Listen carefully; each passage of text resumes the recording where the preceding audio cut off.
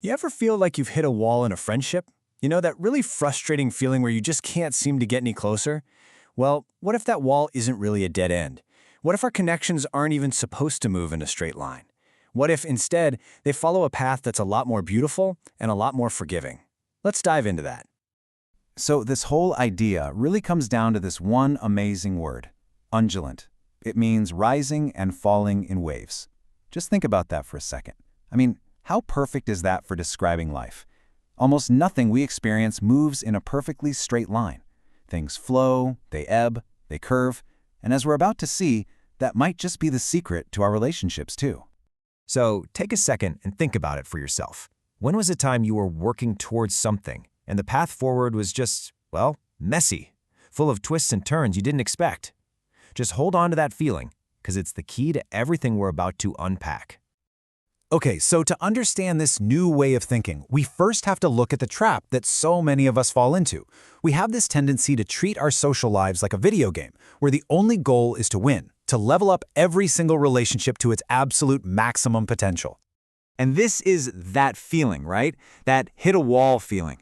It's that sense of stagnation where you feel like you just can't get any closer to a person, no matter what you do. It's incredibly frustrating, and it kind of forces us into thinking there must be some kind of invisible max level to our connection. So what is this max level thing? Well, think of it like an imaginary progress bar floating over everyone's head. It's this belief that there's a hard limit, a fixed point, to how close you can be with any given person. And we can get pretty obsessed with trying to fill that bar all the way to 100%. And what's wild is this mindset comes with its own set of unspoken rules.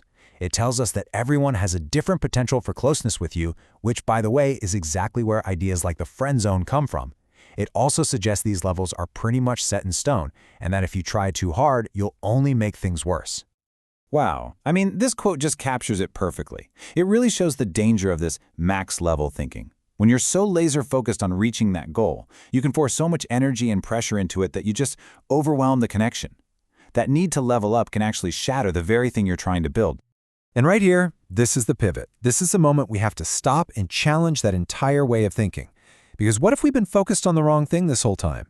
What if reaching some imaginary finish line was never the point of human connection in the first place?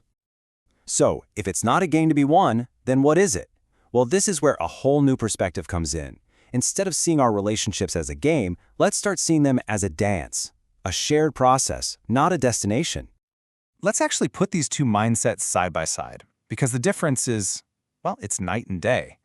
The game is all about that end goal, the pressure to level up, and honestly, it starts to feel like work. But the dance, now that's about the shared process, about finding joy in the moment, and about that feeling of real, genuine connection. And this right here, this is the heart of it. It's not about where you're going, it's about how you're moving together.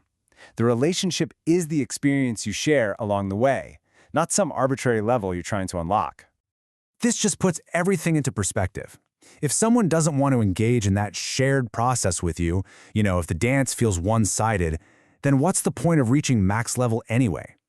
The real joy, the real magic is in dancing together, not in winning some imaginary prize by yourself. Okay, so this all sounds great in theory, but how do we actually live this way? It really starts by shifting our focus away from this idea of completion and towards something that's way simpler and honestly much more powerful: contentment. And here's something we all need to hear, probably more often than we do. It is absolutely okay to be exactly where you are. Life isn't some puzzle you have to solve. And let's be real, you don't have the time or energy to max out every single relationship in your life.